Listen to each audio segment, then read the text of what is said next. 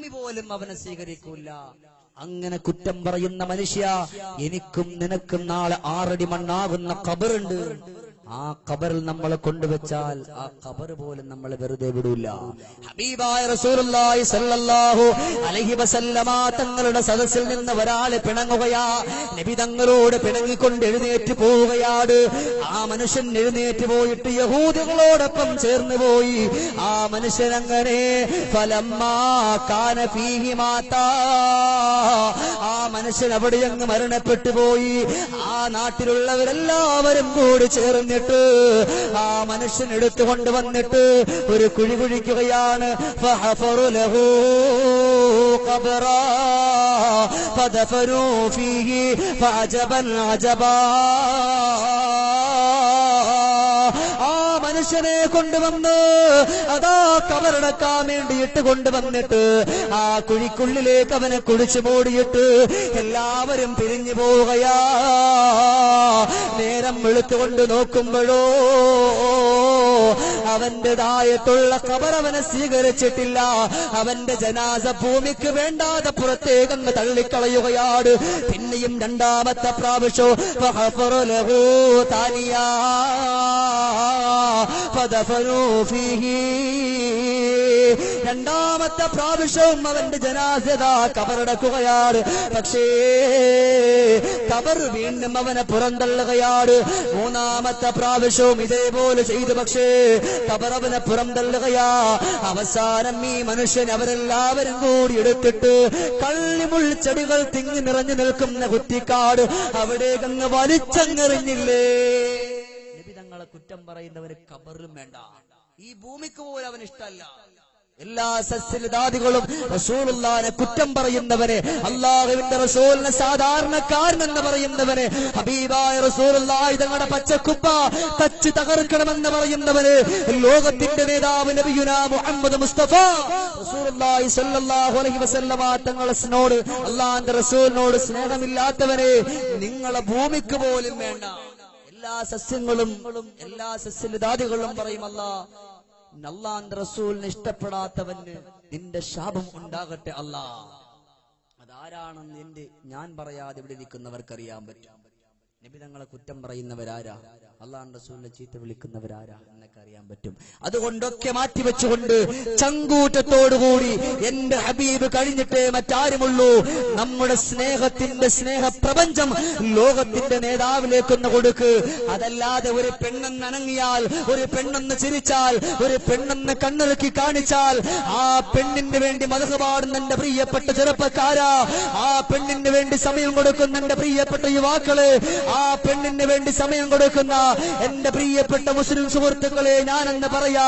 എന്നാൽ ഈ സമയത്തിന്റെ ഒരു അംശമെങ്കിലും എടുത്തുകൊണ്ട് ലോകത്തിന്റെ നേതാവിനെന്ന് കൊടുത്തുകൂടെ? തങ്ങളെ കുറിച്ച് 10 വരി പാട്ടോടെ നമ്മളെ കൊണ്ട് കഴിയോ? ഇല്ല. അതേസമയം എന്തൊക്കെ ആൽബം ഇറങ്ങിയിട്ടുണ്ടോ, മച്ചാക്കല്ല് കുച്ചാക്കല്ല് പോട്ടാക്കല്ല്, ഇങ്ങനെ തുടങ്ങി കുറെ ആൽബം ഉണ്ടല്ലോ. ഇത് മുഴുവനും ഇങ്ങനെ കേട്ടുകൊണ്ട് ഇതിന്റെ എല്ലാ കാര്യങ്ങളും ഇങ്ങനെ പറഞ്ഞുകൊണ്ടാണെങ്കിൽ എന്റെ പ്രിയപ്പെട്ടവരെ നമുക്ക് രക്ഷയില്ല. അതുകൊണ്ട് ലോകത്തിന്റെ നേതാവിനെ സ്നേഹിച്ചുകൊണ്ട് പാട്ടുപാടിയാൽ പോലും കൂലിയ.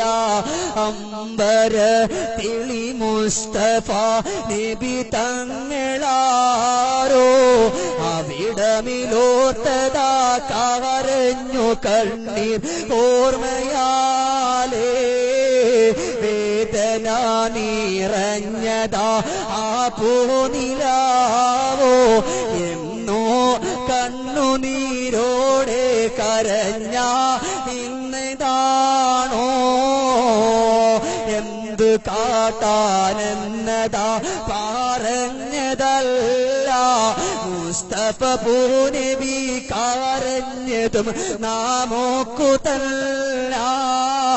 റബ്ബിനോടായി 2 കരം നീട്ടിടുന്നേ അല്ലാ കാക്കണേ എന്നുമ്മത്തിയേ യാ റഹീമേ.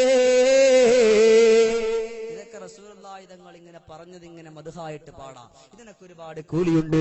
അതല്ലാതെ വേറെ ആവശ്യങ്ങൾക്ക് വേണ്ടി നമ്മുടെ നാവുകളെ ചിലവഴിച്ചാൽ എന്റെ പ്രിയമുള്ള പ്രിയമുള്ളവരെ, അധപ്പതനത്തിന്റെ കിടാവിളക്കിൽ നമ്മൾ പെട്ടുപോകും. അല്ലാഹു റബ്ബുൽ ഇസ്സത്തായ തമ്പുരാൻ നമ്മളെ കാത്തുരക്ഷിക്കുമാറാകട്ടെ.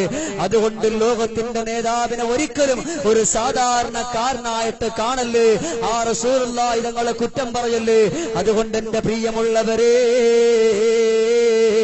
അല്ലാഹുവിന്റെ ഹബീബിനെ കുറ്റം പറഞ്ഞാ അത് അല്ലാഹുവിന് ഇഷ്ടപ്പെടൂല, അല്ലാഹുവിനെ സഹിക്കാൻ കഴിയൂല. അടുത്ത് അല്ലാഹുവിന്റെ റസൂലിനെ വളരെയേറെ മോശമായിട്ട് ചിത്രീകരിച്ചുകൊണ്ട് കാർട്ടൂൺ ഇറക്കിയില്ലേ, നബിതങ്ങളെ ചീത്ത വിളിക്കുന്ന മാതിരി അല്ലാഹുവിന്റെ റസൂലിന്റെ രൂപം ഉണ്ടാക്കിയില്ലേ. എന്തുണ്ടായി? ഇവിടെ വന്നോ, അല്ലാഹ്ക്ക് ഇഷ്ടപ്പെട്ടില്ല, തുടച്ചു മാറ്റിയില്ലേ. ഇന്നുണ്ടായതല്ല. ഈ പ്രവാചക നിന്ദ എന്ന് പറയുന്നത് ഇന്ന് മാത്രമുണ്ടായതല്ല.